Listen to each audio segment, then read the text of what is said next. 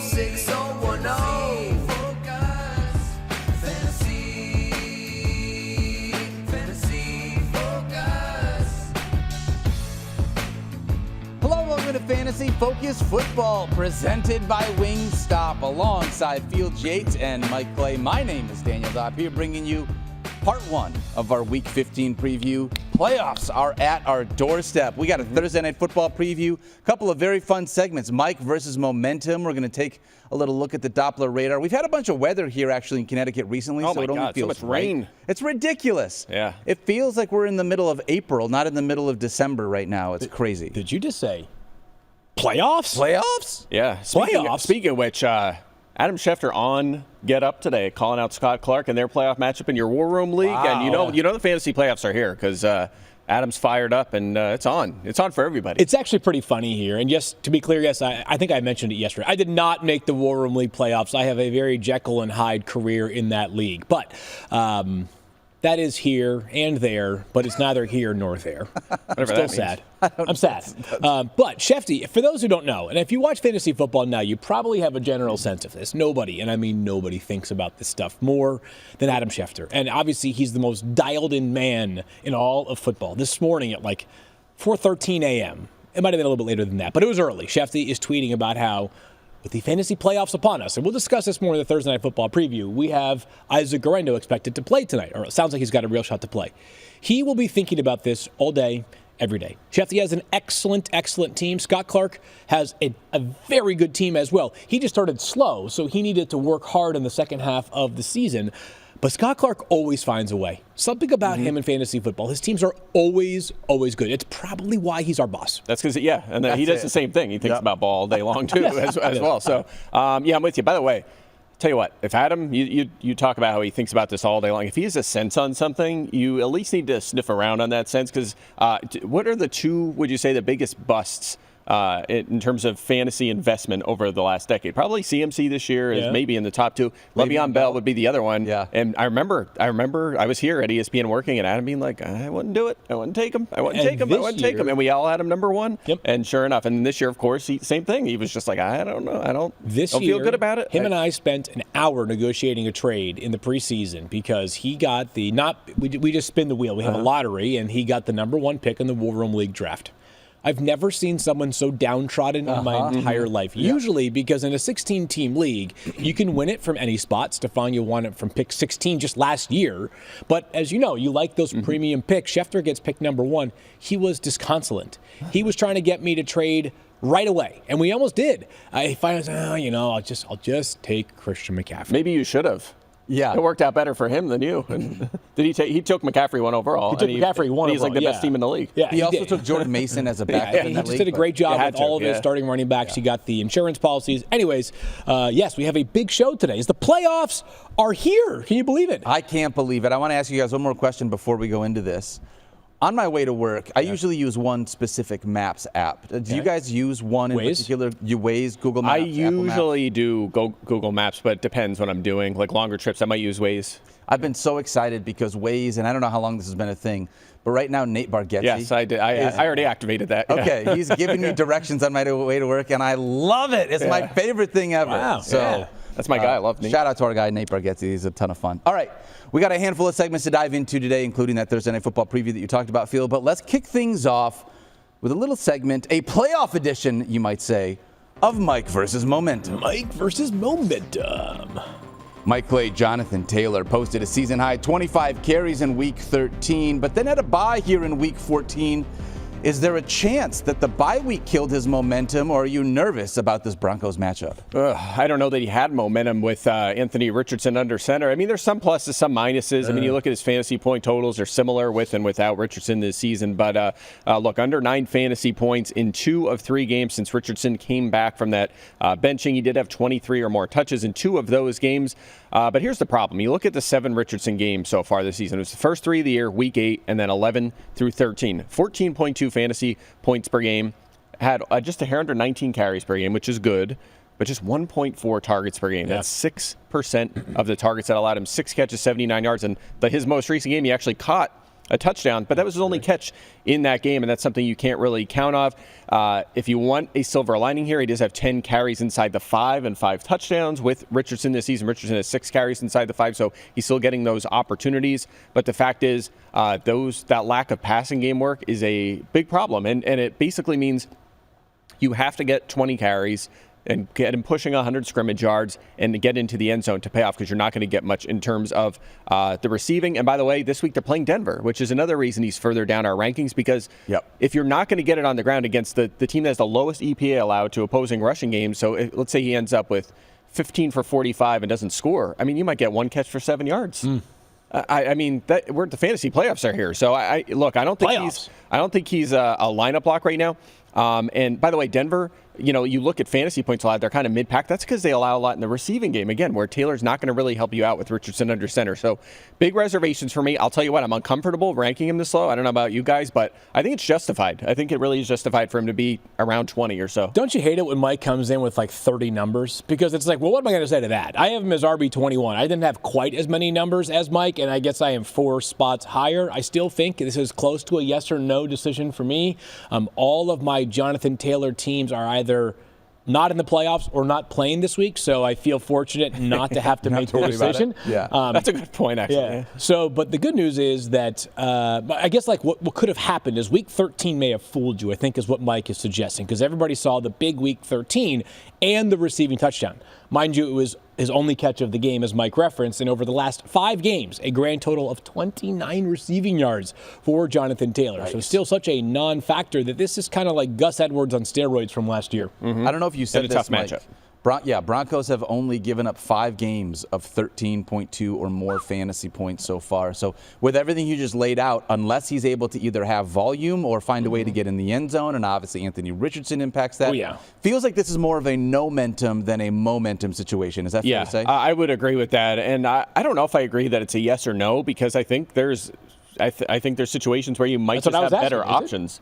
No, I don't think it's a yes or no guy. I don't think it's just like whether you rank him first or 20th, you're starting him. I think you might have 2 better options and then a receiver in your flex. I think that's a very real possibility. Oh gosh, here's a good one, and this is just a random one, but because this player was recently available, he has entered the chat, and I don't want to spoil the Thursday night preview, but Jonathan Taylor or Isaac Guerendo? Guerendo. I would play Isaac Guerendo. I think it's fair. I think it's a fair question, because, and we're going to talk about this later, so I won't get too much into it. But Guerendo is going to be like your risk tolerance. So let's say that for the Thursday night preview. But I think he's an interesting one. He's obviously an interesting one tonight. Yeah, Jonathan Taylor going to be a very interesting one for fantasy managers to have to figure out outside the top 20, just outside the top 20 at the position this week. All right, let's dive into Adam Thielen taking on the Dallas Cowboys. Mike, last 2 weeks. 23.9 fantasy points and 19.2 fantasy points.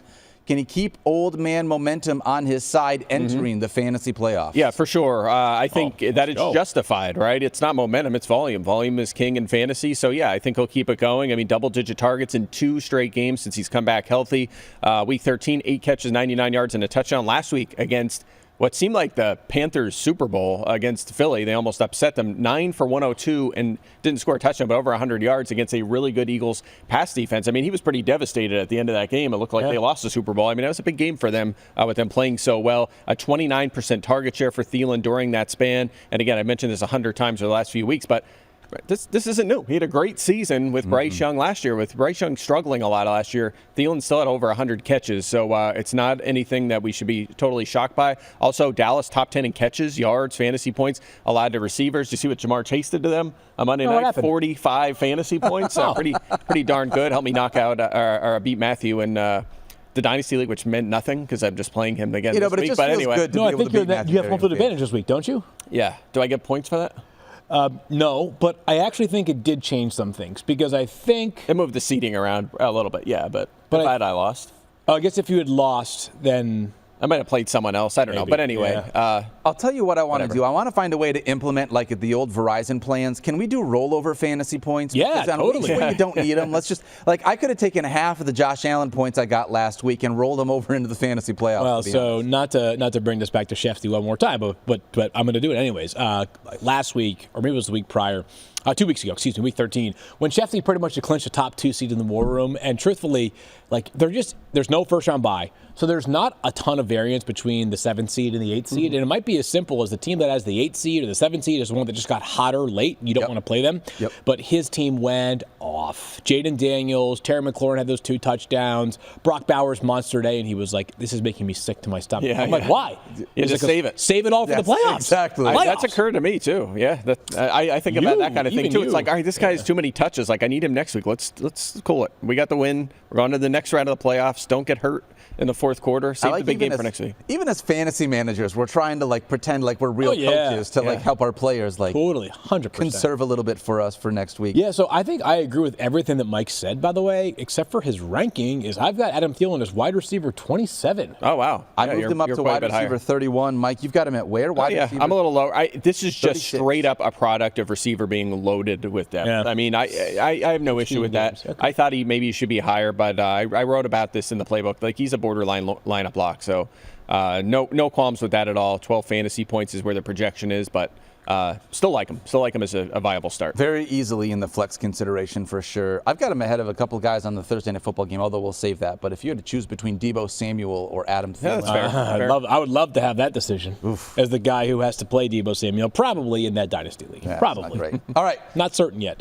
Let's move it. So momentum, obviously, on Adam Thielen, and obviously got flex momentum, consideration yes. this Yes, week. indeed. Yep. Let's talk about Rico Dowdle. This one's straightforward. Taking Right? on the Carolina Panthers, 18 carries in each of the last 3 weeks. They say that everything's bigger in Texas, Mike Clay. Does that include Rico Dowdle's momentum? Yes, it does. And again, all volume based. I mean, he's playing more. He's getting more touches. He He's looks been good too. terrific. Yeah, he looks very good. And you know what? I was thinking about this yesterday. Had Dallas just committed to him early in the season and he was playing at this level, we might have been like, you know what? We're wrong, actually. They did a good job. They identified a good player that they had on the team. They didn't need to invest much. And Dowdle was a home run. So great job by them not spending money. Yeah. But they did not do that. So, but good to see Dowdle playing well without Dak Prescott, too. 22 touches, 120.7 yards, and 15.7 fantasy points per game over his last 3. 3 of his 4 highest career snap shares have come during that span. So this is the first time they've really consistently committed to him. He does have under 13 receiving yards in 5 straight games. That's where maybe, he's going to lose a little bit there if he doesn't do the damage on the ground. But of course, he can do the damage on the ground this week. They're playing Carolina. Most carries, rushing yards, rushing touchdowns, touches, scrimmage yards, touchdowns, and fantasy points allowed to running backs this season. They've actually been a little better over the last month. They but kind of neutralized Saquon last week. Yeah, At least they did. Prevent them from having a monster day. Yeah, the week before, Bucky Irving had 27 points. Oh, I recall. I recall. Good momentum, no doubt, for Rico. Here's just a funny thing that we do, and I am not blaming anybody, Mike, Daniel, myself. Isn't it amazing that the profile of what Rico Dowdle has done of late is basically the same as Jonathan Taylor, and we're like, yeah, JT makes you really nervous. Meanwhile, Rico Dowdle, you're like, yeah, this guy deserves a spot in your lineup. I was just going to ask you, talking about Jonathan Taylor, if you had Rico Dowdle on the end of your bench and you also had Jonathan Taylor, would you consider playing Dowdle because of this matchup over JT? I have Dowdle 5 spots ahead of Taylor, and that's why. There's your answer. Yeah. And it's also about, sometimes we have to speak to ourselves or other people who are watching who are like, Jonathan Taylor, that's a lineup block every week. I mean, not necessarily. So it's fair. Whereas Dowdle, you're like, I don't know if I want to use him. And then now he's justifiable. And He's earned frankly himself ahead into that game. Yeah, I mean, how can you argue with the usage and production? Yeah. The only thing I'll say, Daniel, is that, given what he's done of late, I think Rico's moved up from the end of the bench to, first man off the ice. Yeah. In hockey, they do line changes. They just shift all the way down the bench until they get to the door, which sometimes they use, sometimes they just jump over. Mm-hmm. He's like the 6th man of our roster. Yeah, he's a 6th man. He's Peyton Pritchard. Yes. Freaking stud on my fantasy basketball team, although Scotty Barnes being out for several weeks right now. Not great, guys. Not great. The team's playing good ball recently, minus except for that. Being injured. Except for that. Yeah, what do they call that? They don't have a first guy off the bench term for football. In football? Yeah. I think we call that the change of pace player. Yeah, that's probably a good one. All right. Yeah. So he's our change of pace back that may be starting over Jonathan I guess Taylor. so. I'm starting him in our Dynasty League. Who do you play again this week? Matthew. Okay. Well, I'm a Rico Dowdle fan. Let's go. This week, man. All right. For what it's worth. I mean, you play the winner of them, right? I do. He's like the last player in my lineup. I think Matthews is Achan or something like that. Oh, wow. Wait, really? I don't know. He's in his flex spot. That's where, I have an edge over him. I was looking at the, where you have the check marks where you're comparing, and I'm ahead in everything, and then you get to the flex, and that's where he catches up. He's a projected favorite, so. Is he We'll really? see. That Achane move helped him out, so we'll see. It's gonna be a good showdown. All I'm ready. right. Love Rico Dowdle here, though, this week. Let's talk about Rome Odunze. Yes. Rome, which is Greek for momentum. Don't fact check that, but it's true. Odunze, I thought it was Italian for momentum. maybe it might be Italian for it's momentum. Rome, I get it. Coming off his first multi-touchdown game and second highest fantasy point total of his career.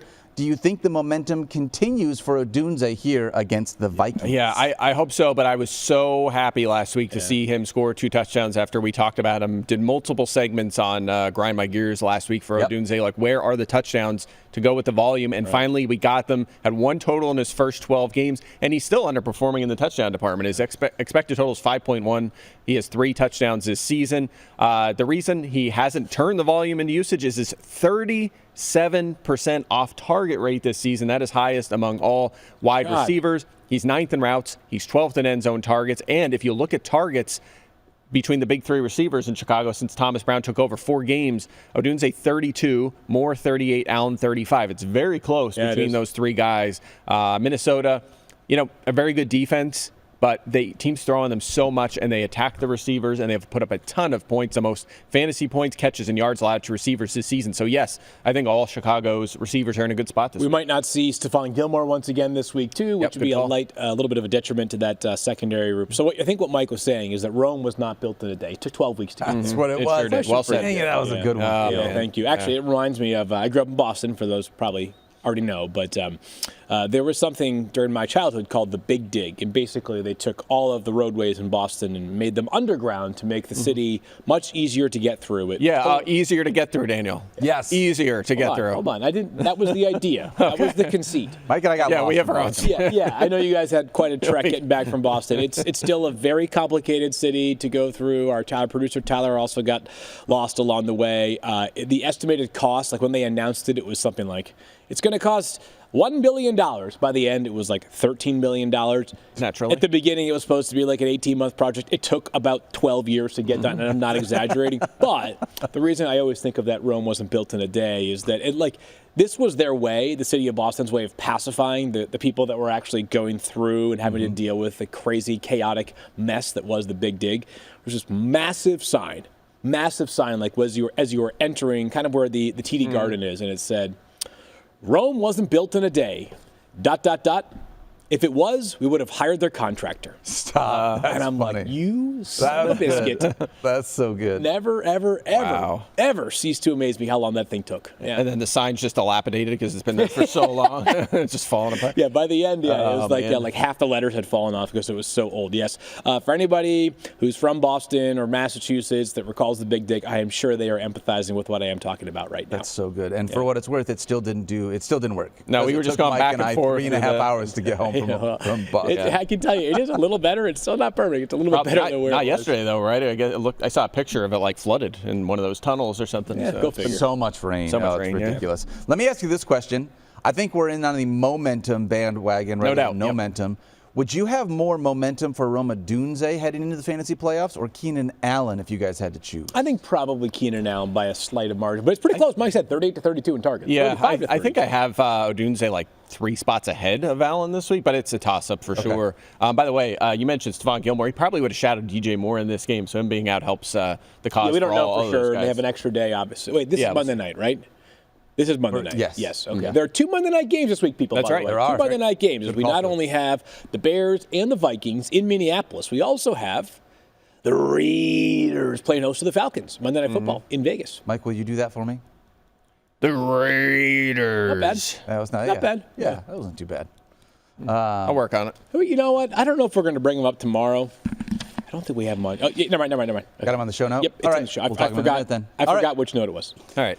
Well, I got ask one more Mike I want about to a throw play. at you guys, and it is a playoff stash player here. Looking at guys right now heading into the playoffs, you want to kind of take a look at your bench. Yep. This is presented by Wingstop. Playoff stashes, our friends over there at Wingstop. When you're having a look at your bench, the question is, you want to have guys on there that you feel like are going to be usable in some way, shape, or form. Yep. I feel like when we look at backup running backs, we've seen more often than not, we've kind of been waiting to see, is James Conner inevitably going to miss the time that he usually does. We haven't seen it yet. However, if that did happen, I'm still in on Trey Benson being the guy that you want on your bench if anything were to happen in this Cardinals backfield. For sure. Kind of a slow start for Trey Benson early on this season, but he has made some serious strides. Not only that, there was a blip on the radar at one point during this season against the Bears where, remember, all 3 Cardinals running backs had big days. Just that James Conner had the smallest of those. Yeah, I remember days. that, yeah. And Mari DeMarcado had like a big effort, and you're like, wait, is he the guy that you want to have behind James Conner? It was a very, very small sample size to suggest that. The answer is no. It is clearly Trey Benson is the second man in on this backfield, and I can't promise you it would be quite James Conner level. I think that would be a little bit selling James Conner short, but I was a big fan of Benson in the draft process. I do believe if Conner was out, he'd be a top 20-ish player. Yeah, and sometimes it's process over result. Stashing Trey Benson on the end of your bench, not necessarily a bad call this year. Running backs have just been healthy. I mean, we could be talking about him right now as like, is he one of the fantasy MVPs? Had Connor got hurt early in the season. So, and again, he has played well. You're right, 4.6 yards per carry, good after contact. He's caught all 6 of his targets. So when he's been given opportunities, he's been successful. And we did see some extended work from him in weeks 9 and 10. He had 9 touches, 55 yards, and a touchdown. The other one, 12 touches, 87 yards, and no touchdown in that one. So when he's gotten opportunities, he's done well. And the other part of this, and the reason we're talking about him as a potential end-of-bench stash is the schedule for Arizona is so light over the next month. They have New England this week, then they go to Carolina, then they go and play the Rams, and then they have the Niners, who good defense, but they can't stop running backs. Running backs have done great against them. So that's 4 nice games over the next 4 weeks, including, I think that includes week 18, right? 15, 16, yep. So if you play that deep, that counts as well. But yeah, he's a fine bench stash. Do you guys have any leagues that play into Week 18? I just want to. No, I don't. But some people do. So that's why I meant. I really want to clip off our numbers guy having to count from weeks 15 to 18 by using his fingers. Look, I'm burnt out. Okay. Last night I was sitting there. Excuses. I was sitting on the sofa and I made margs and then had a little wine and then I was just like, I can't stay awake anymore. That happens to me like once a year. It's just that one day hits Hold me. on now. Margs and wine on a Wednesday night? Yeah, it was, got some sushi. No invite? My goodness. I was just at home that whole time. How about you, Field? I was at home too. I was at home. But I make good margs. I was at home. Make my own. Thank you. But like, usually when you say like something to the effect of like, oh, I didn't get the invite, it's like, well, it really was like, it was just for family. I had my cousin in town. We haven't caught up in 2 years. So it was really important to have some alone time. Mike is like, no. Nope. Just you weren't invited. I was having alone time, but it was with a date, not with you. You weren't coming over. Nice. I love it. Wow. In the house. Staycation? Stay margaridation? I don't know. Stay drinkation? 5 o'clock somewhere, Mike Clay. Yep. All right, that is Playoff Man. Stash presented by our friends over at Wingstop. Check out Trey Benson. I forgot who we were talking about. And also check out Wingstop. Yes. Dude, low-key, like, I have been digging it more. Like, I think I've just found myself, like, probably because of their incredible investment into the show, like, hitting up Wingstop more. I have 2 kids who are very young. We eat a lot of the same things over and over again. Like, wings. Love money. wings. Love Wingstop. Love wings. Yep. Like trying different sauces. We used to go to, like, out for wings every week. We did. To before bowling. Yeah. Back when we did bowling. Yeah. Yeah. I'm going to That tell Mike the story. got dates, and all of a sudden he has no I time know, for bowling. right? That's right. How ridiculous Higher priorities. is that? Yeah, I'm going to tell man. this story one more time really quickly, and I had mentioned it to you guys on the set of Fantasy Football Now, but last week while my mom was watching the Packers-Lions game, they talked about how someone was like a 4-time Pro Bowler. I think they were talking about Josh Jacobs, and she turned to my dad and said, how does he have time to be a Pro Bowler and a pro football player at the same time? So good. I just love my mom for what it's worth. So shout out to all the moms out there that are doing what they can to keep up on things. I have we have, actually, you know what? I'm going to wait because it's Daniel's segment, but I do have a weather update that I want to dive into in just a moment. Oh, we'll I'm sort ready of for set that. the table for the next segment. Okay, yeah, we're going to dive into the Dopp-ler Radar, my friends. Here, I'll tell the story while Daniel gets himself ready. Daniel's walking over to give you the Dopp-ler Radar, but I got a buddy who works for the Bills, and he lives about 20 minutes from the stadium, and he says it's sunny and there's no snow where he is.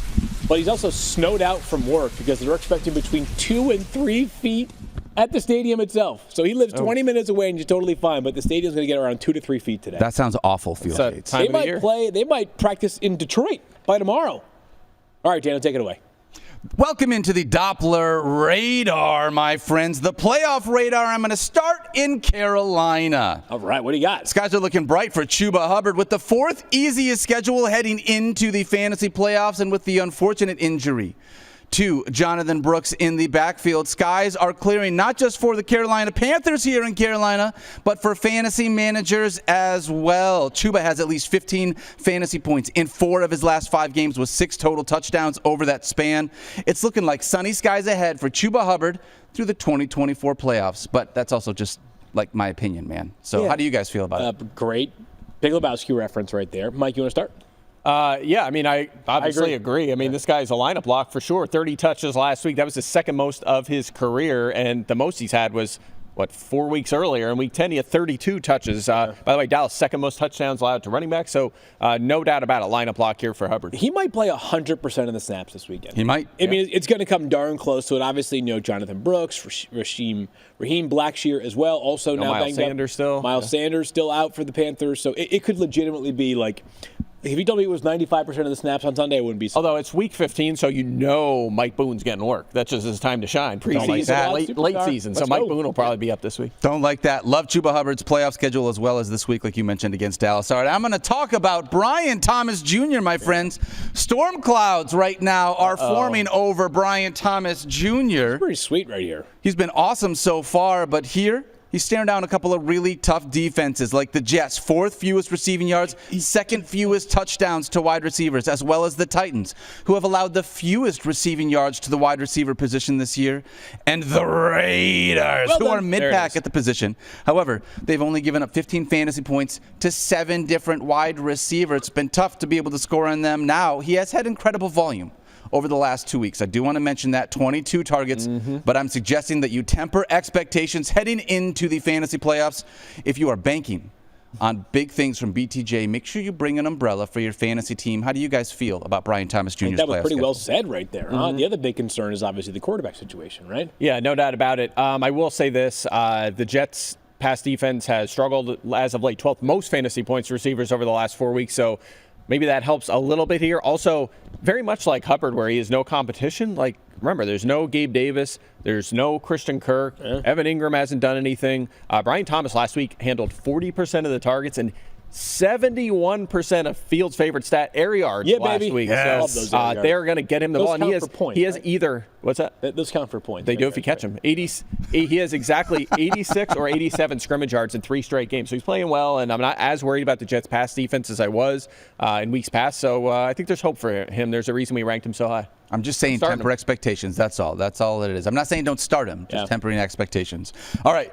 Let's talk about the playoff forecast for the Detroit Lions running backs. As if skies needed to get clearer in Michigan, my friends. Things are looking perfect for fantasy managers. Touchdowns and clear skies in the Motor City, my friends. Not only are both Gibbs and Montgomery tied for 4th in touchdowns at the running back position, they have 12 apiece this year. Wow. They also both have over 1,000 yards from scrimmage. Sonic is RB5 and Knuckles is RB9 in total points this season. And now they get the 2nd easiest playoff schedule from weeks 15 through 17. It is sunshine and rainbows if you have either of these 2 running backs. And dear Lord, I hope I did not just jinx it for myself and every single Lions fan for the rest of the season. Usually Daniel is like, hey, my start of the week is like a guy who's been retired, but the team he used to play for is going against the Lions, so he's my start of the week.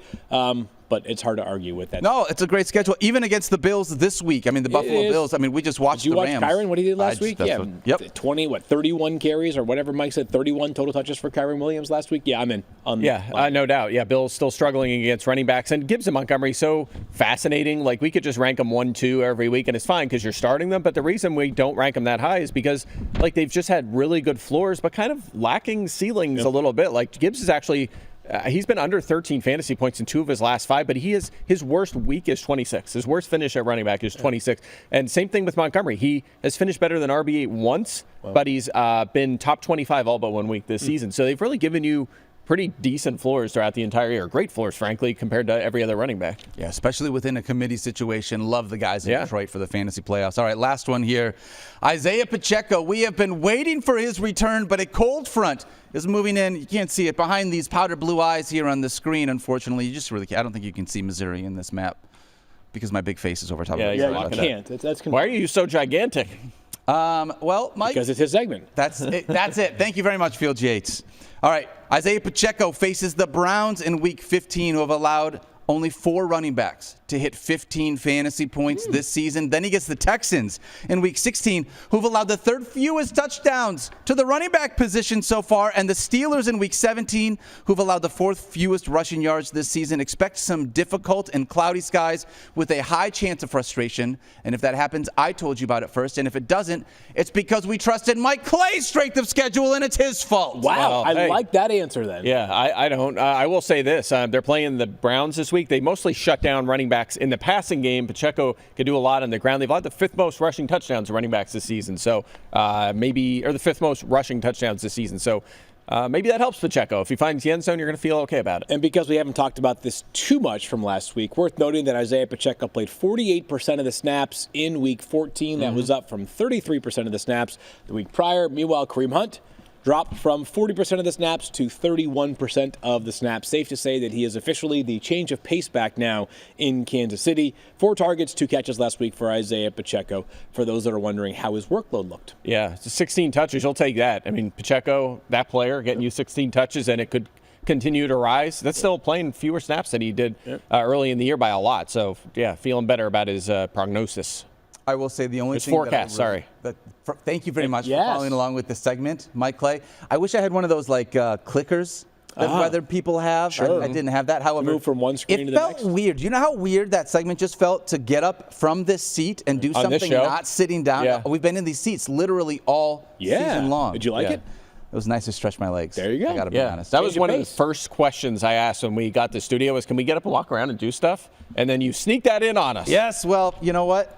I'm grateful. All right, we're going to do more with that. Mike didn't ask. Mike demanded. Mike is very high maintenance. For those that don't know behind the scenes, he gets Yeah. a couple marks and then we start sending off emails about, can we do this? Can we do that? Yeah, and guess what? We obviously didn't do it until Daniel asked. I have these 3 Fridays off. That and shows you these how much 6 power I Mondays have. off. Yeah, I mean, it's nice. It's a charmed life you lead over there. Yes, you're like the Manning cast version of the fantasy thing. You just only show up to work like 3 days a week. Yeah, well, that's a great deal for them. Honestly, yeah. It really It's a great is. deal for you It too. really You're right. is. I don't do anything Monday and Tuesday at all, guys. I just sit around and have marks. You're drinking Mars and having Savi B. That's all is I what do. it is. Everyone knows. Can anybody confirm that is not true? No. Because it No. seems pretty true. I mean, to no me. one sees me writing the columns Correct. and doing the projections. Yeah.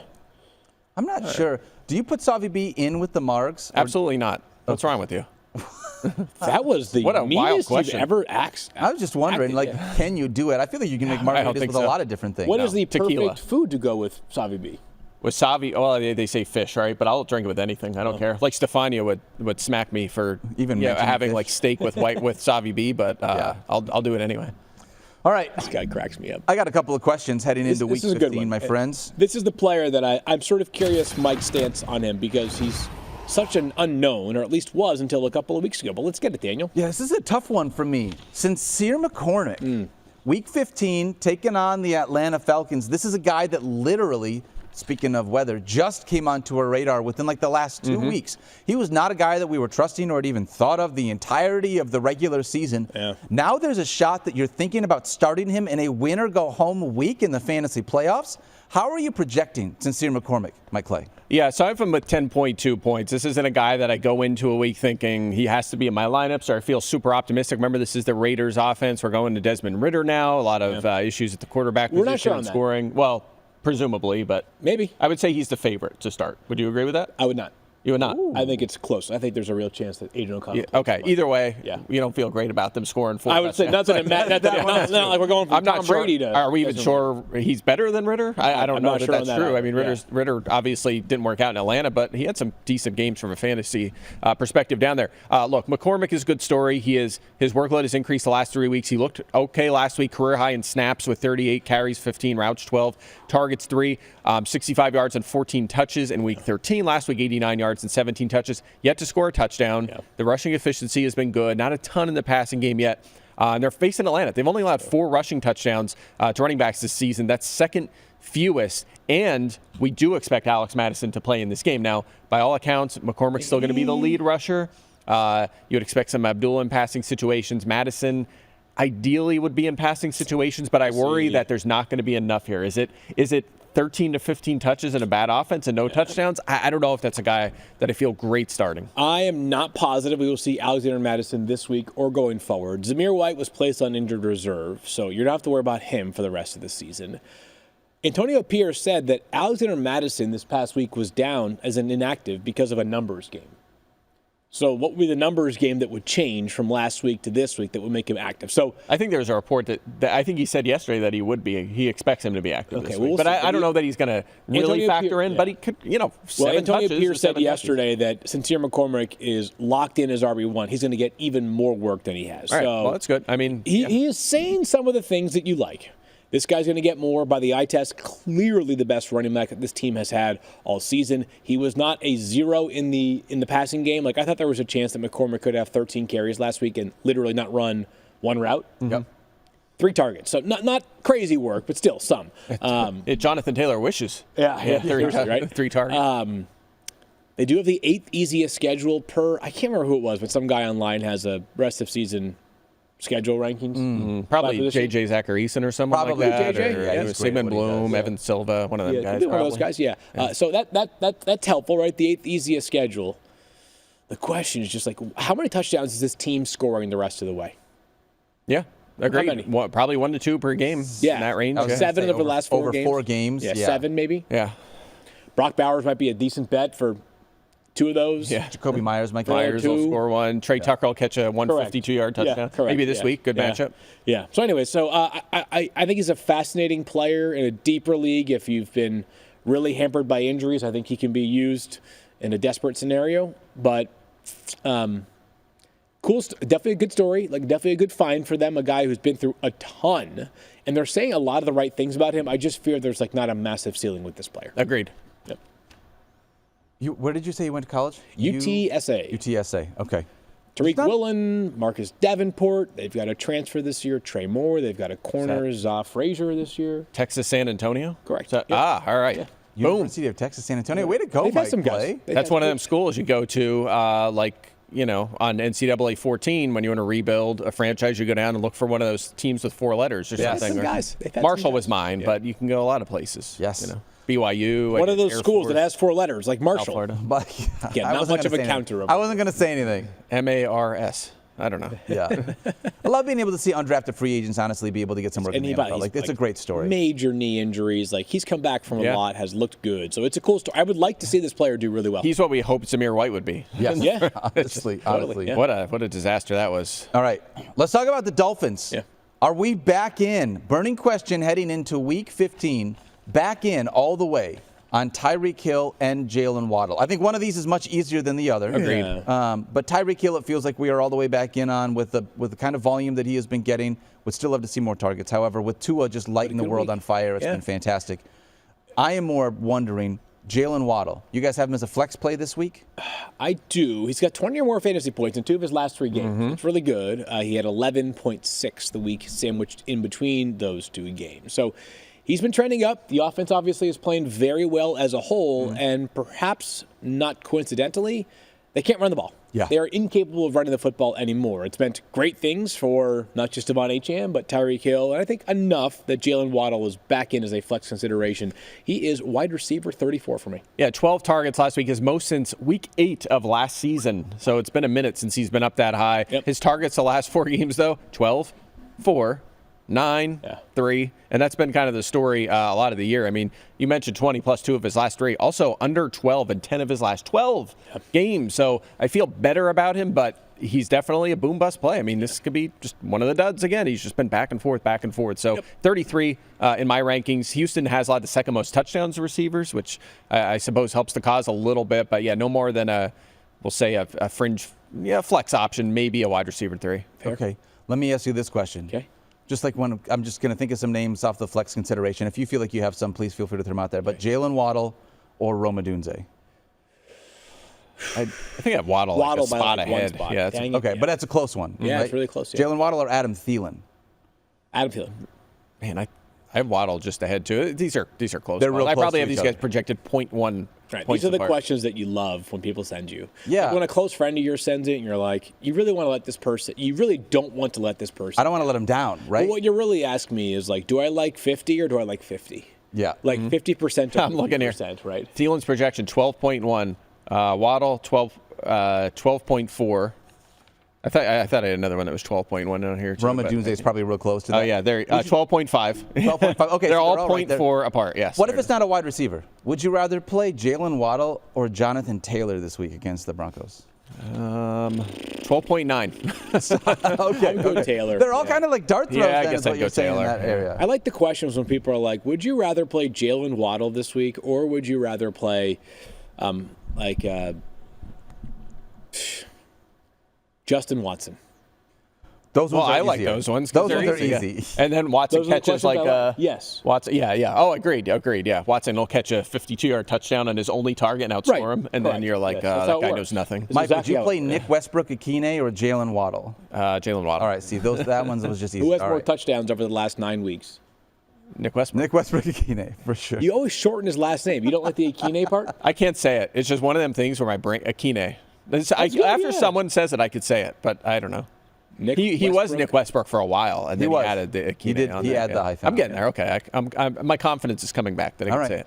I was broken last week. Speaking of being broken last week, you've been broken all season when trying to figure out what to do with Mark Andrews. Well, we all have. Mike Andrews. I like that. Yeah. Mike Andrews, yeah. Who's more of a lineup lock in this Giants-Ravens game? Would you rather Lamar have Jackson. Tyrone Tracy or Mark Andrews? That's an easy one, right? Tracy. I have Tyrone Tracy as well. Yes. Yeah, easy lineup block. I've projected for 3 more points. Obviously, difference in position there, but Tracy at running back 23. Finally saw, them recommit to him. I feel like when he had that bad fumble at the end of the game, it was kind of like, all right, we're going to give Singletary a little more and then kind of ramp Tracy back up, and they did that. But career high in snaps, 84% last week. You can't pass on that. Yep. This is a brutal matchup for sure against Baltimore. But they can be out a little bit in the passing game, and we saw him see 10 targets last week. So he at least has that opportunity to bail you out.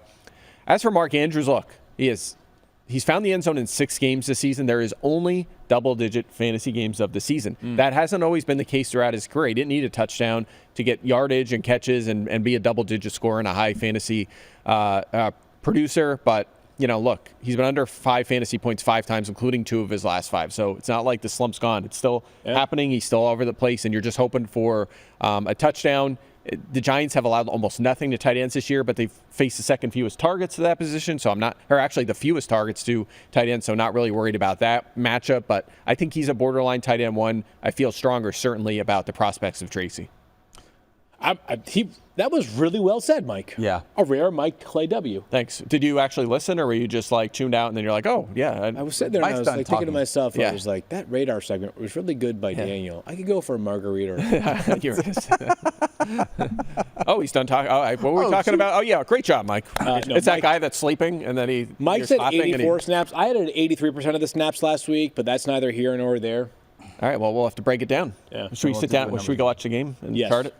Well, I don't watch what we games, so no. I just look at the box score. Yes. I do want Mark Andrews to continue to score touchdowns. So TJ Hawkinson didn't get in the end zone last week, did he? I don't have to worry He about. still hasn't scored a touchdown yet. Yeah.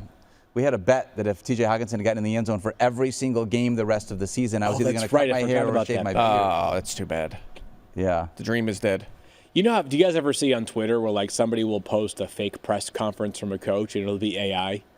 No, I haven't Yes. seen that yet. Yes. Oh, I have God, seen it's that. great. They're so funny. I've seen like the player ones where the players. Not player, like, whatever. Player coach. Like I want somebody to find a way to dub Daniel talking about TJ Hawkinson scoring a touchdown in every game for the rest of the season and somehow alter it to like if TJ Hawkinson does not score a touchdown in any game for the rest of the season. Oh, it's like shooting the moon. Yeah. Yeah. And and you should not have a beard in it. That would be so AI weird. No, beard that would be off. so weird. I don't think I want that. All right. Speaking of some burning questions, I got 2 burning questions from some fans I want to bring to the table. The first one is going to come from a guy named PJ. Well, I shouldn't say guy. Someone named PJ. Yeah, a person. Oh, excuse me. No, we're going to do Jake first. Jake. Should I play Brock Bowers or TJ Hawkinson? Hard to trust What? Desmond Ridder to get the ball to Brock. I don't think this is really even a I question. think I could get Brock Bowers the ball. I mean, that guy is ridiculous. See that catch last week? Yeah, the one-handed snare. Yeah.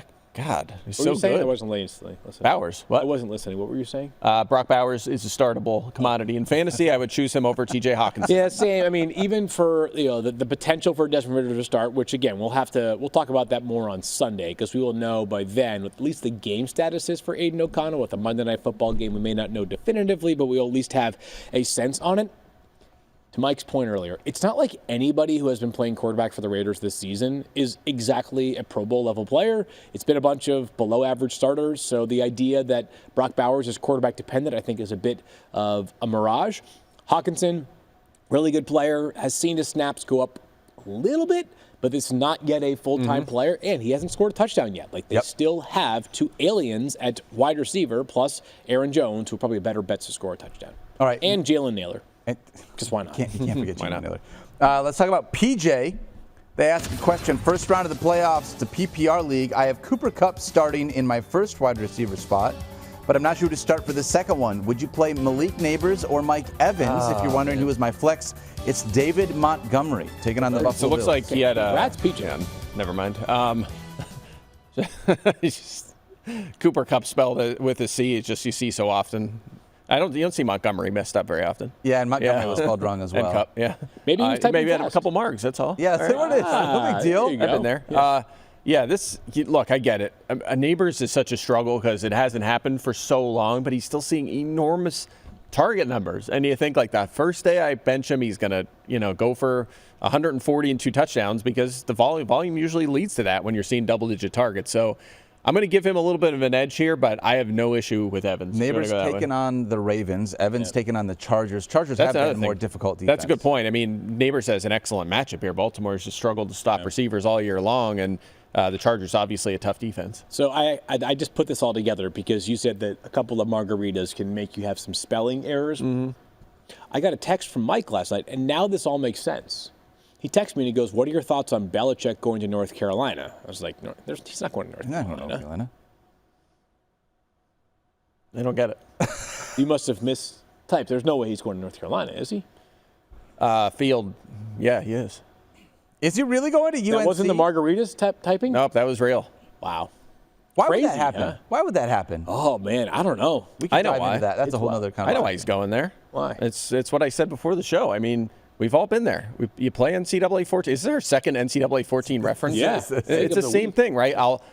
You always used to do, or I would get on there and I would start at Miami and build a powerhouse team and win some championships, build up my recruiting points, and then I would go to like Marshall or something and turn that into a powerhouse, right? He's doing the same thing. He wants a challenge, He's already what it is. He's probably checked is the like- box in the NFL. Challenge it done. Let's go back to college and build this into a powerhouse and just add it to your list. He's checked it's a a fun lot challenge. of boxes. I will say in the this. NFL. This should probably be pretty high on the list of reasons to go, but I have never been a North Carolina fan, but I have always believed they have the best color scheme in all of sports. Oh, wow. Carolina's got some of the Really? best gear, yeah. I do like the dark ones when they do like the black helmets. Carolina Blues. Or like dark. I guess it's a dark blue. Can you The bring dark- Drake May back to North Carolina with him? Oh, wouldn't that be great? That would be helpful. I got We one still more question if eligibility. you guys don't mind. Okay. This one's going to come from Swish Duhan. First round of the playoffs, dynasty playoffs for what it's worth. Yeah. Would you take Cedric Tillman or Jaden Reed for my wide receiver 3 spot? I also have Nick Westbrook-Akine and MVS. This is like the anti-Mike Clay team. And Demarcus Robinson as possible flyers in the free agent. I want Mike to answer this one because this really is like play the hits don't of all care your for it. favorite players. Full point huh? PPR here, Mike. Man, I think I have Westbrook very close to Reed in the rankings, if I'm not mistaken. I wrote about Reed in the playbook. It should be up today if you want to read some thoughts on him. He's had a lot of duds. The target share is unfortunate right now for him. But he did have a 2-touchdown game a couple weeks ago. The thing with Tillman is His only if 2 he catches in the plays game. Yeah, exactly. I mean, he was really good early season, but he's just been boom bust. He's had some big games, and that's what happens when you don't have enough consistent volume. Tillman, I'm a little nervous coming off the concussion, assuming he Same. plays, and Jerry Jeudy's kind of established himself as Yep. the one, and you have Elijah Moore, and of course, and Michael Woods is probably not going to go away completely. They've been utilizing him, and Njoku, of course, out of at tight end. We'll see if Njoku plays. Yeah, assuming If he plays. But I don't think I'm going Tillman here. I think Reed or Westbrook are probably the guys, and you're hoping for a touchdown. But I think I would just go Reed. Yeah, on this I would one. go Jaden Reed as well. It's really close. I am concerned that even if Cedric Tillman plays, his role becomes much more nominal than it is prominent. It's a scary, scary thing, but it's the fantasy playoffs. If Jaden Reed gets you 5 catches, he might turn one into a touchdown, and you might go buy his jersey immediately afterwards. Do you know how tough it is to start a guy in the fantasy playoffs the week after he put up a goose egg? Oh, I mean, it's That's petrifying. like so difficult. Yes. And this is part of, I mean, mind you, it's a dynasty league, right? You mentioned that. So like this is sometimes the decision you have to make in some of these deeper dynasty leagues. For what it's worth, I'm starting both Derrick Henry and Lamar Jackson this week after going for a goose so egg tough last for week. you. That's So tough. That's very tough. That's a hard one. But they got me nothing last week. Mike, you're right. Okay, I get it, and you're right, Phil Yates. All right, let's move Semantics on. of that one. It was a bad joke. What? Mike, you have Jaden Reed first, Wow. and then you have Cedric Tillman, and then you have Nick Westbrook-Akine. Okay, yeah, they're close. That And checks out. then you've got Marquez Valdez-Scantling, and you don't have course. DeMarcus Robinson ranked. No. MVS is wide receiver. I think Robinson's questionable as well, right? He's looking dicey, so we'll see. By the way, MVS may not even have Derek Carr this week as well. That's another good point. Yeah, that offense was brutal those 3 games It that was horrible. that Carr was out earlier this season. I want them to throw the ball 30 times a game to Alvin Kamara. Yeah. Is that too Please. much to ask? No. Okay. Nope. No, I need him. I have him in FF now. Him and Kyron carrying the torch at running back for me. I need 3 straight wins here. Let's go. Let's dive into some Thursday night football, my friends. Rams taking on the 49ers. I think the big question that we have to start with here is what you do with these 49ers running backs. Fields, you mentioned it kind of at the top of the show, and Adam Schefter put out a tweet this morning around 7 a.m. about Was it what 7? Yeah. Isaac Guerendo is planning on for tonight, but it sounds like he is going to plan on going unless things change. Schefter's tweet says, with the playoffs starting tonight, 49ers rookie running back Isaac Guerendo plans to play Thursday against the Rams despite his sprained foot that has left him being listed as questionable per sources. Guerendo insists he feels good. Assuming there's not an update prior to pregame, we've got him all right around the top 20 of our running back situation. Would anything change that, or do you feel good? If he says he's good to go, I'm rolling him out there. I just have to let the chips fall however they're going to fall. Once the game begins, there's so many things that I cannot control. I don't have any information that definitively tells me that if he does play, he is a high-risk player to get injured. Of course, he is a risk to get re-injured. High risk, I don't know if that is the case, so I am going to roll out Isaac Guerendo if he is active tonight. He played awesome last week. Not good, he was awesome. He was RB2. It's a matchup that does not scare me that much. Nope. Isaac Guerendo plays, and I have him in my lineup. I am playing him. Yeah, he was. I went through this like literally play by play to see how they utilize these guys because I wanted to know before the injury and after the injury. So 2 parts. So the first part is Guerendo, and look, he played 34 snaps before he left injured, 10 for Patrick Taylor, and there's 4 plays where Kyle Juszczyk was the only running back on the field. He handled 15 of the first 16 running back carries. He out-targeted Taylor 2-1, and obviously we know he had a huge fantasy game, 2 touchdowns, 128 yards, and 17 touches. So I agree. Decent matchup here against the Rams. I feel like I'm going to start him. Now, this is what I mentioned this earlier in the show. There's a level of, risk assessment here. Yeah, you have to decide how much risk you want to take on because we have a very recent example of this biting you, and it was last week with Bucky Irving, who was dicey going into that game. We still started him, and what happened? He played 10 snaps in the game. He was limited. Rachaad White started. He played the first 3 snaps of that game. Irving mixed in, didn't do much, and then he was done for the game, and they were like, you know what? We don't really want to risk it. Like he maybe could come back in, but we're just gonna let him sit out the rest of the game. We have 2 other running backs. That could happen here. That could definitely happen here. So that makes me nervous. You have to decide if you want to take a shot on the upside that Guerendo brings to the table, or if you want to go a little safer with someone else in the fantasy playoffs. Personally, I'd probably lean towards starting him, but it's your team. You have to decide what you want to do with him. And then the last thing I'll say here is if he's a surprising inactive. After Guerendo left that game, the next 10 snaps were all Patrick Taylor. When the game was decided, Keyshawn Vaughn played the last 4 snaps of the game, but it was all Pat Taylor there for a while. He would be the natural guy to plug right in for Guerendo in this game. All right, let me just give you 2 pieces of context that I think are important to know. Adam Schefter, we told you at the beginning of the show, does have Isaac Guerendo on his team. Yep. He is the most dialed-in person in all sports, and he certainly has deep roots with this 49ers organization. He's starting Isaac Guerendo tonight, assuming he plays. So, and he, by the way, I guess in that 16-team league, it will be tough to have a definitive pivot. Yeah. But he feels pretty good about it. That's the sense that I get from Shefty, is that he he acknowledges the risk, but I think he's going in. If he plays, I'm playing him, and I'm not like agonizing over it. I think if you're in a 10-team league, though, you might have three That's good fair. running backs, and you might have go a little safer with a guy that's ranked like 23rd, 24th. That's fair. Over That's fair. Guerendo, who I have at 19, and presumably you have like a receiver for your flex. But I think if it's a close call, you don't have to force it, but it's up to you. It's up to you how much risk you want to take on. That's fair. Yeah, Schefter's only. You know what? I don't want to speak for him. I just. Watching him and following his tweet this morning, I get the sense that Schefter feels good about this going into the game, right? Yeah, if he had him on his bench right now and had, I don't know, Amir Abdullah or Sincere McCormick in there, then you're like, all right, maybe we have some pause here. But we'll take this down to game time. Obviously, we'll wait till reports, and we might get a sideline report before the game that's like, Guerendo's going to be limited to 15 snaps in this game. Then you change your point of view. But for now, we feel like you're probably going to be okay to start him. I'm going to play him in the Fantasy Focus Show League against Jackson Agello in the playoffs. Okay. I've got Isaac Guerendo as one of my starters. By the way, though, if you do play Isaac Guerendo, make sure he's in your running back spot, not in your flex spot, just to give you more flexibility for the rest of your playoffs. I also, one last thing is, do you guys think it's worth adding, because once the game begins tonight, he locks and you can't do this. If you have a spot to use in your roster, even if Guerendo is healthy, would you just add Patrick Taylor in case? I have him on a lot of teams already, so yes, I'm going to hold tight on him because he could be useful the next couple weeks if Guerendo has a setback or something like that. No doubt. He's just, but I think you could say about Blake Corum as well. Same kind of thing. I know. I just because of Guerendo and that, because we're more sort of thinking about the injury risk of Guerendo, then I think just a little hack there. If you will. I was kind of, I have no Guerendo, but I have a lot of Pat Taylor. So it was almost like, I hope Guerendo's kind of, just rest him for a week and I'll throw Taylor in my flex in my running back slot this week. But not going to work out that way, most likely. Yep. Patrick Taylor available in just over 80% of leagues, except for our Fantasy Focus Show League, in which Mike has him, in which he just talked about, where he's got a bunch of. I have him in most leagues. Again, the thing about the decision is I understand, I am the biggest advocate of I'm the person who hates that Thursday night dud more than anybody else. If it's really close, it's a tiebreaker for me.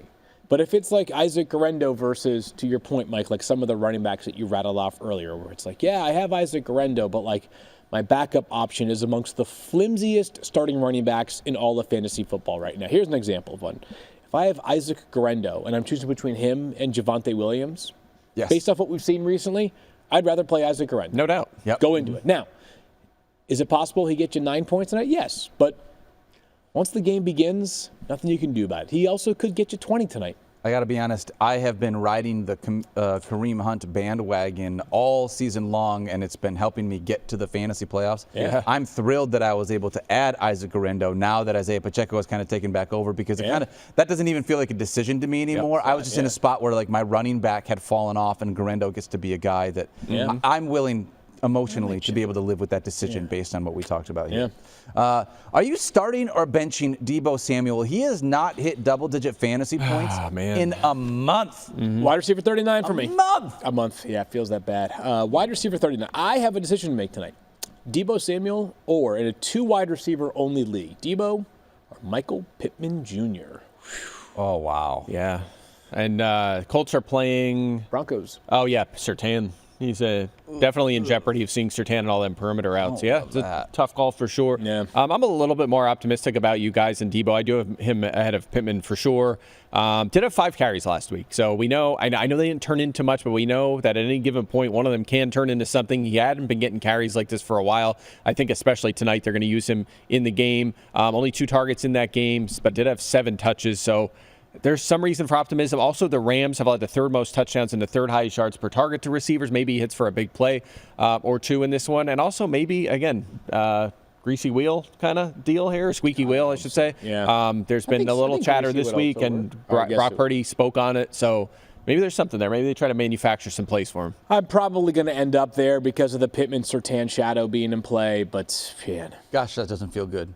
You do love, what did he get? 7 carries? Did he have 5 carries? He had 5 carries, for 2 targets. Thanks for listening. Yeah. Okay. Yep. All right. Sorry. 7 touches last week. 7 touches. That's You'll what take it was. 7 touches from a receiver for sure. But they haven't turned into much. Maybe, so but when 5 of them don't get you the half point for PPR, it's a little bit less. Yeah, no, you're right. It's more like getting look, 4 I get it. I'm just trying to give some silver lining for a while. You can consider him. Yeah. All right, let's talk about real quick. Our fantasy focus parlay here. We did not have one last week. I do not. What do we got this week? This week, Rams and 49ers, we got Puka Nacua, Cooper Kupp, and Juwan Jennings, each to hit 70 receiving yards. It was plus 450, now plus 550 over at ESPN Bet. Go check that out if you want a little bit of extra fun. Who's winning this game? I think I'm going to take I'm taking the Niners. the Rams. I think the Niners get it done. I was on the bandwagon last week. They're coming off a couple ones. It's like, I think they're excusable. They're going to be back home. They're going to crush the Bears, and they certainly did. I think it'll be a good game because Rams are heating up, but I think the Niners get it done. I'm going to take the Rams. I'm going to go with the 49ers as well. By the way, Good. remember America. our hilarious FF Now red zone question at the end? It was like, will Kupp and Nacua combine for, what was that, 180 yards or something? Yeah. And I was like, it's a little high. I'll go under. I think Nacua almost had that by himself in the game. Like, they blew that away. They were probably pushing 300 combined. I mean, that was what a foolish pick by me. So Puka Nacua is so good. So Mike and I were texting last night while he was having those marks, and I just want to read a couple of things because I asked him, I was like, Mike, how high is too high on Puka Nacua for Dynasty 2025? And he texted me back. He said, I'm like Cheech and Chong high on Puka Nacua for next year. Like, if Pete Davidson walked in the studio and was like, let's blaze, that's how high I am. Like Willie Nelson, Snoop Dogg. Creed asks, can you take me higher? I could not be any higher on Puka Nacua. It was sort of like a word salad for Mike. Obviously, could tell you'd had a couple of margaritas as a part of that. Yeah, I mean, I'll take credit for that. So thank you for writing my material. Yeah, appreciate that. Yeah, wow, well done. Yeah, I mean, Nacua is. I mean, I asked that on social the other day. I was like, look, right now, if nothing changed and you were drafting your team for next year, and you were like, I'm taking Nacua first overall, you'd be like, all right, based on his body of work, sure. Like, what? I mean, certainly you would lean Jamar Chase, I would say, over Nacua, but not by much. I mean, think about this. Chase leads all receivers in fantasy points per game this season, 22.7 is his average. Okay. Nacua, in the 6 games he's played, more than half the snaps. There's 2 games. He left the game hurt, and then he came back and he left the hurt again. No, he actually smacked somebody. Yeah. That's right. He got thrown out. So if you cross them 2 games off, the other game's 23.7, actually ahead of Jamar Chase. Really? So, yeah, he is totally crushing it. At least 17 fantasy points in all those games, 9+ touches in 4 of the 6, 98+ yards in 5 of the 6. Also, he had a huge 20-target, 15-catch game against the Niners in Week 2 last season. By the way, last week, it's not enough that he's getting this enormous number of targets. He had 5 carries last week, 5. They're doing and he scored a touchdown, too, on the ground. So they're doing anything they can to get this guy the football. He is a legit budding star in this league. Already a star. Coming out of the season, before we hit all of the offseason, my guess is the 3 names that we will banty about the most as 1.01 next year: Jamar Chase, Puka Nacua, Saquon Barkley. You think Nacua will be a legit candidate for 1.1? I can't figure out why he wouldn't. Yeah, I mean, I tend to agree. I think Barkley and Chase will be the most popular, but I think that a big conversation next year is going to be like, can you really invest? Kind of like the same thing Adam was talking about. Like, maybe we'll have to ask him what he thinks. Like, can you buy into Barkley at 1.1 after this season? Because it's so hard to repeat. It doesn't happen. Yeah. So he might be feel like the best pick, but you're like, there's no way he's getting through another 17 games at this level. It just doesn't happen. It's one of them tough things we deal with every year in fantasy football. You know who feels like the best pick to me is Alabama center Parker Brailsford. I mean, that guy feels. I don't know if you have any thoughts on him. Look, you actually just posted this now. You were so good at multitasking that we're talking about Alabama centers at the same time, Field Yates. Yeah, well, I don't listen to Mike, so I just open up my phone when Mike is talking. I can tweet. This makes way more sense. Yeah. Yeah, as usual. Football player. As usual, done with fantasy on to college football. One of the best football. I mean, honestly, you should check out his mock draft. Yeah, thanks, Mike. That did just come out. Yeah, I know, I did. Did you like it or no? Yeah, remember we talked about it on the air yesterday. Oh, I don't remember that. No. I read through it. I always do because I want to see what the Detroit Lions are going to do. Took you a long time to get to the Lions. All the way down to scroll all the way down. Yeah. I mean, Eagles are right behind the vicinity. Yeah. So what are they going to do? I had to pick an offensive tackle, a right tackle from Texas, but he's interesting. Right tackle? All right, the future. Yeah. Looking forward. Lane Johnson's 34 years old. All right, make sure that you get your pigskin picks in tonight. Oh, Go crap, check I out got to do that First right now, Draft too. as well, just Better because do that. Field over there doing a great job with his mock draft. You want to check that out. A little love for our buddy. Yeah. And that's going to do it for us on this Thursday show presented by Wingstop. We hope you guys have a ton of fun being able to watch Thursday night football. There we go. I got my picks. I'm doing them right now. You're doing picks and pick 'em? That's good. That's going to do it for us. We'll be back tomorrow, Friday. More. No Stefania, unfortunately. It's just going to be the 3 of us. She's out at, I don't know, what is it? Winter Winter meetings? Yeah, It was I 60 don't know, whatever, degrees and baseball rainy something? yesterday, so winter I don't know meetings what you're doesn't make talking sense to me, but yeah, let's find that word. Are we sure she's not at the Niners game? Nope, we're not. She might be boondoggling. Yeah, possible. All right, that's going to do it for us today. We love you guys. We'll see you tomorrow. Later. Don't forget to Take love my each picks. other. Be kind to yourself. We'll see you on Friday. Pick picks.